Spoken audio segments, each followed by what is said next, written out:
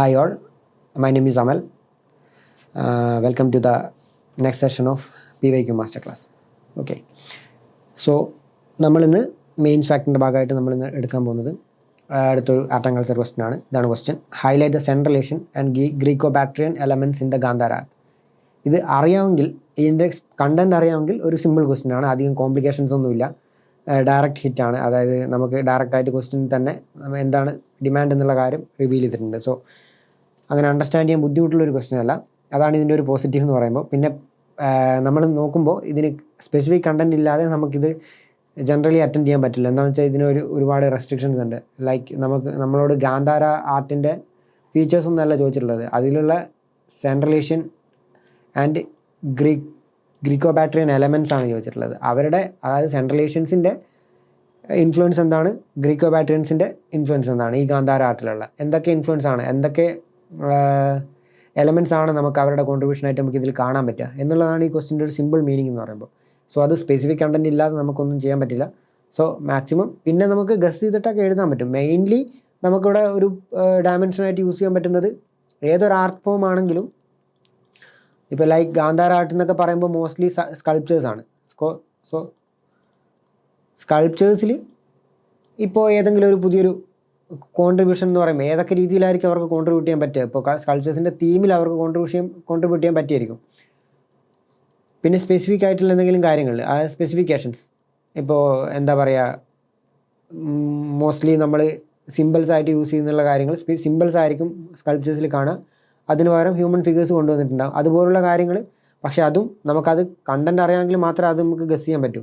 So ആ രീതിയിൽ ഇതൊരു ഇതിന് കണ്ടൻറ് അത്യാവശ്യം കണ്ടൻറ് ഉള്ളെങ്കിൽ മാത്രമേ നമുക്ക് ഈ ഒരു ക്വസ്റ്റ്യൻ അറ്റൻഡ് ചെയ്യാൻ അത്യാവശ്യം നല്ല രീതിയിൽ പറ്റുള്ളൂ. അല്ലെങ്കിൽ നമ്മൾ ജസ്റ്റ് എഴുതി വെക്കാന്നേ ഉള്ളൂ, മാനേജ് ചെയ്യാന്നേ ഉള്ളൂ. ഓക്കെ, 2 പേജിലാണ് നമ്മൾ എഴുതേണ്ടത്. ഫസ്റ്റ് ഇൻട്രോ എഴുതി കഴിഞ്ഞാൽ നമ്മൾ ഹെഡ് കൊടുക്കാം. പിന്നെ രണ്ടാമത്തെ ഹെഡ് ഇവിടെ കൊടുക്കാൻ പറ്റും, രണ്ടാമത്തെ ഹെഡ്. ഓക്കെ,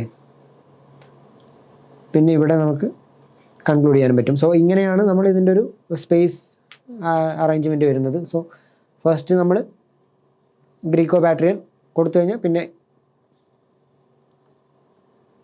സെൻട്രൽ ഏഷ്യൻ എന്ന് പറഞ്ഞിട്ടുള്ള അടുത്ത ഹെഡ് കൊടുക്കേണ്ടി വരും. സോ ആ രീതിയിലാണ് നമ്മളിവിടെ സ്പേസിങ് അറേഞ്ച്മെൻറ്റ് കൊടുക്കുന്നത്. സോ ആദ്യം നമുക്ക് ഓരോ പാർട്ടായിട്ട് നോക്കാം. സെൻട്രൽ ഏഷ്യൻസ് എന്ന് പറയുമ്പോൾ ആദ്യം നമ്മൾ അണ്ടർസ്റ്റാൻഡ് ചെയ്യണം സെൻട്രൽ ഏഷ്യൻസിൽ ആരൊക്കെ ഇൻക്ലൂഡഡ് ആണ്. ഇപ്പോൾ ഡൈവേഴ്സിറ്റി, ഇപ്പോൾ UPSC ലവ്സ് ഡൈവേഴ്സിറ്റി. സോ അവർ എക്സ്പെക്ട് ചെയ്യുന്നതും ഡൈവേഴ്സിറ്റിയാണ്. സോ അവർ നമ്മൾ ഏതെങ്കിലും ഒരു സ്പെസിഫിക് റീജിയൻ്റെ അല്ലെങ്കിൽ ഒരു സ്പെസിഫിക് ഡൈനാസ്റ്റിയുടെ കോൺട്രിബ്യൂഷൻസ് മാത്രം പറയുന്നതിനേക്കാൾ നമ്മൾ മൾട്ടിപ്പിൾ ഡൈനാസ്റ്റീസിൻ്റെ കോൺട്രിബ്യൂഷൻസ് പറയാൻ പറ്റുമെങ്കിൽ നല്ലതായിരിക്കും. കുഷാൻസ്, ശൈത്യൻസ്, പാർത്യൻസ്, നൊമാഡിക് ട്രഡീഷൻസ്, അതുപോലുള്ള ഡിഫറെൻറ്റ് ആംഗിളിൽ നമുക്ക് പറയാൻ പറ്റിയാൽ നല്ലതായിരിക്കും. പിന്നെ അവരുടെ കോൺട്രിബ്യൂഷൻസ്.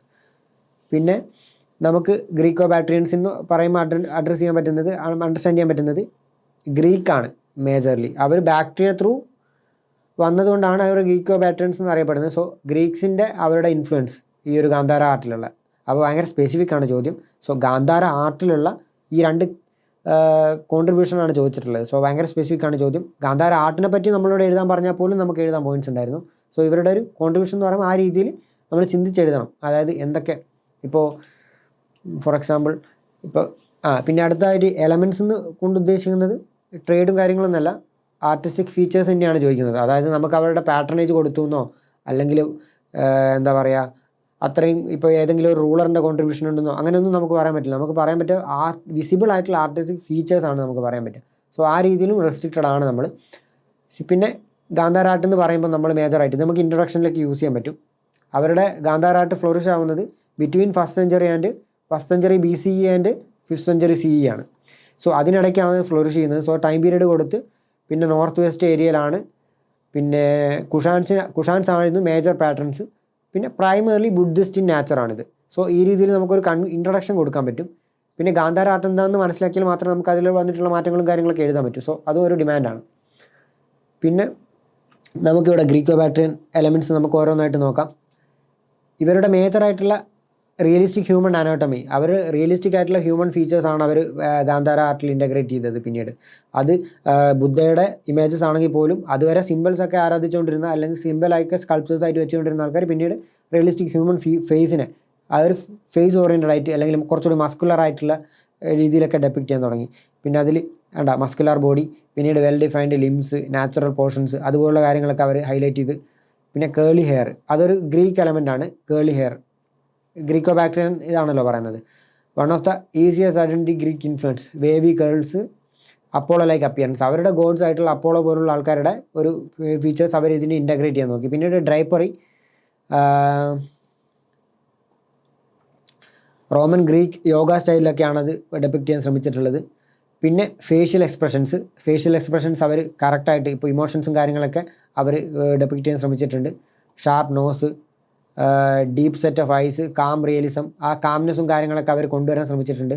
പിന്നെ ഐഡിയലൈസ്ഡ് ബ്യൂട്ടി, അവർ ബ്യൂട്ടീനെ ഐഡിയലൈസ് ചെയ്യാണ്. അതായത് അവർ നല്ല ബ്യൂട്ടിഫുൾ ആയിട്ടാണ് ഈ സ്കൾപ്ചേഴ്സിനൊക്കെ അറേഞ്ച് ചെയ്തിട്ടുള്ളത്. ഇപ്പോൾ ബുദ്ധ എന്ന് പറയുമ്പോൾ വളരെ ബ്യൂട്ടിഫുൾ ആയിട്ടുള്ള ആളായിട്ടാണ് അവർ ഡെപ്പിക്റ്റ് ചെയ്തിട്ടുള്ളത്. സോ ആ രീതിയിലുള്ളൊരു എസ്തറ്റിക് സംഭവങ്ങൾ അവിടെ കൊണ്ടുവന്നിട്ടുണ്ട്. പിന്നെ ഹെലനിസ്റ്റിക് എസ്തറ്റിക്സ് കാര്യങ്ങൾ കൊണ്ടുവന്നിട്ടുണ്ട്. പിന്നീട് പോസ്റ്ററിൻ്റെ കാര്യത്തിലും അവർ ശ്രദ്ധിച്ചിട്ടുണ്ടായിരുന്നു. Weight shifted to one leg, ഒരു ലെഗിലൊക്കെ ചാരി നിന്നിട്ടുള്ള ആ ഒരു ടൈപ്പ് പോസ്റ്റേഴ്സ് ആണ് അവർ യൂസ് ചെയ്യുന്നത്. സോ ഈ രീതിയിൽ നമുക്ക് പോയിന്റ്സ് ജനറേറ്റ് ചെയ്യാൻ പറ്റും. പിന്നെ ആർക്കിടെക്ചറൽ മോട്ടീവ്സ്, ഇതുപോലുള്ള കാര്യങ്ങൾ ഇപ്പോൾ എന്താ പറയുക,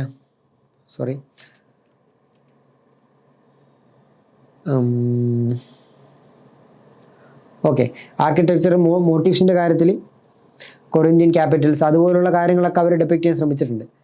പിന്നെ സെൻട്രൽ ഏഷ്യൻ എലമെൻറ്റ്സ് ആണ് അടുത്തതായിട്ട് നെക്സ്റ്റ് ഇതിൽ നമ്മളൊരു 6ഓളം പോയിന്റ്സ് നമ്മൾ സെൻട്രൽ ഏഷ്യനിൽ കൊണ്ടുവരണം. സോ കുഷാൻസിൻ്റെ ഒരു പാറ്റേണേജ്, സെൻട്രൽ ഏഷ്യൻ എംപയേഴ്സിലൊരു മേജറായിട്ടുള്ളൊരു പാറ്റേണേജ് കൊടുത്തത് കുഷാൻസ് ആണ്. സോ കുഷാൻസിൻ്റെ ഒരു കാര്യങ്ങൾ സ്പെസിഫിക് ആയിട്ട് കൊണ്ടുവരണം. ബൂട്ട്സ്, ലോങ് കോട്ട്സ്, ട്രൗസേഴ്സ്, ഇതൊക്കെ ഇന്ത്യയിൽ ഇൻട്രൊഡ്യൂസ് ചെയ്ത് തന്നെ ഇവരാണ്.